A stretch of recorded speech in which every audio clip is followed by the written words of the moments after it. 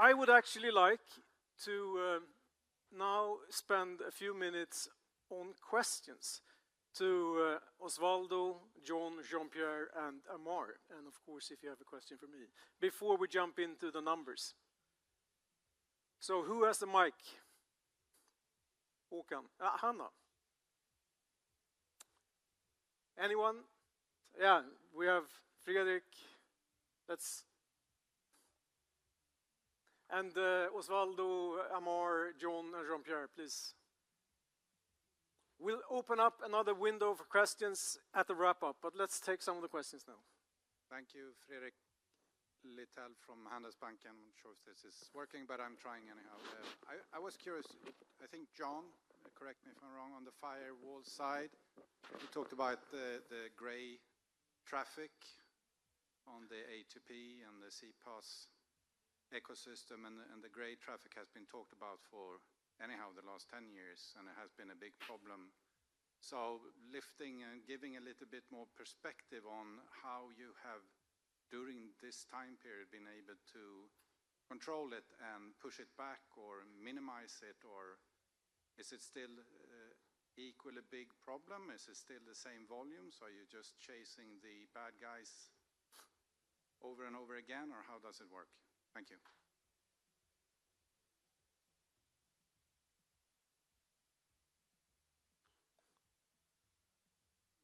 So, can you hear me okay?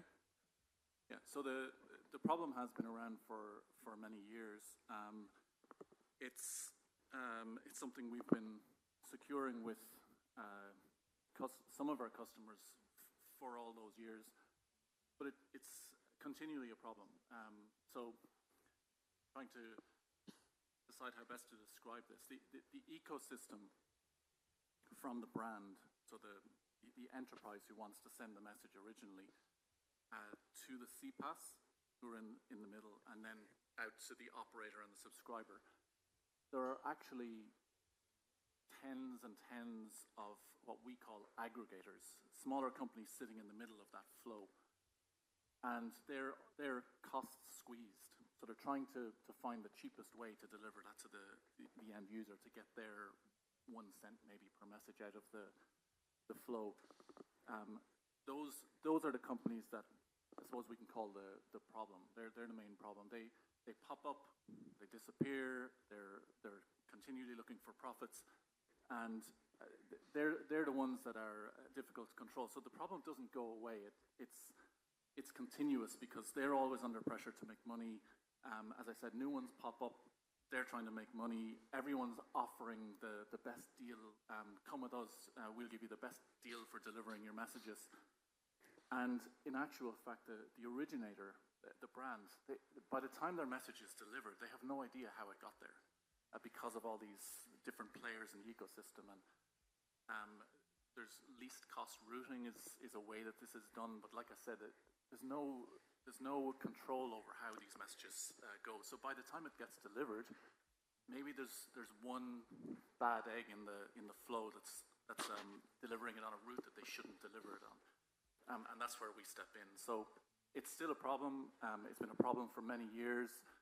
The example I gave earlier of $50 million per annum, that's with a customer that we've been with for 8 to 10 years, and the problem is still there. It's not going away as far as we can tell for the foreseeable future. Thank you, John. Thank you. Simon Granat here with ABG. I had a question on Adaptive Mobile. You've had this business since 2021. You have only recently given us detailed revenue breakdown on at least how much your cybersecurity revenue comprise, but the latest growth rate have certainly been strong, but my understanding is that the growth rates were a little bit more lukewarm in 2022, 2023. So could you talk a little bit what has happened over the past 12 months? Has something happened in the market?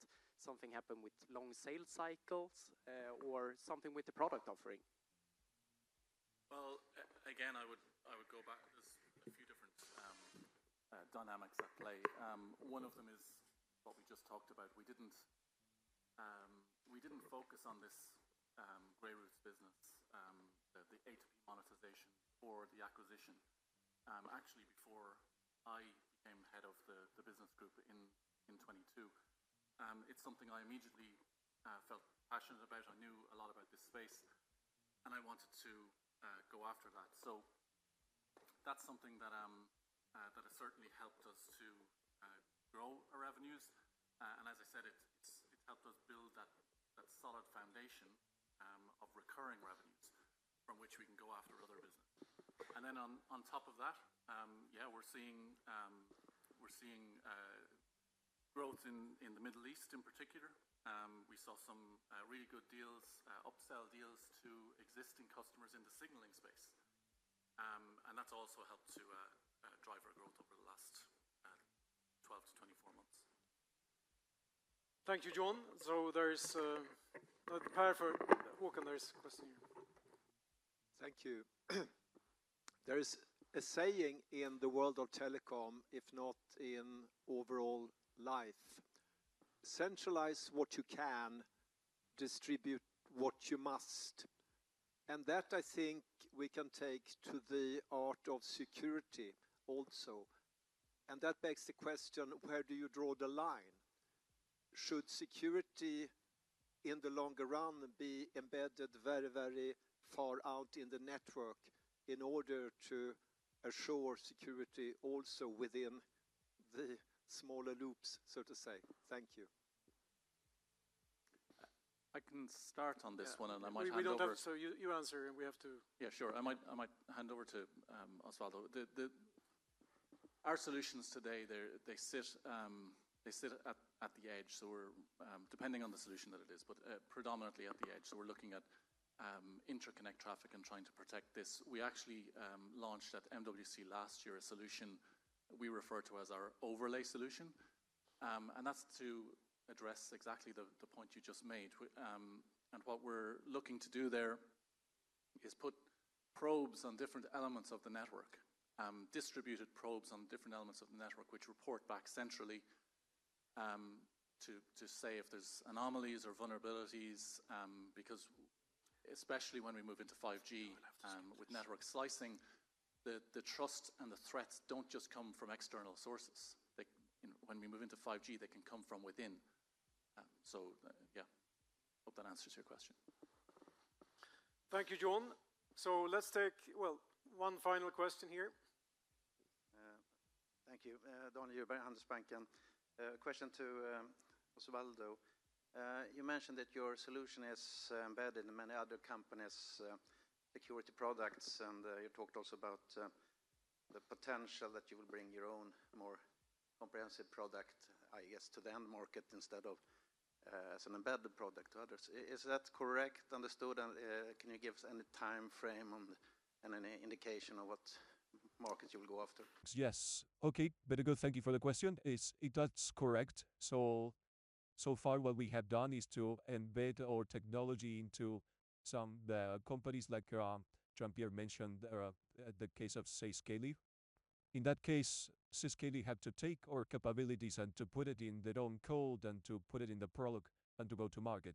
What we are exploring is to go directly to market with some product that we call a known code, basically that they can manage service providers, security service providers can take on without having to do any coding.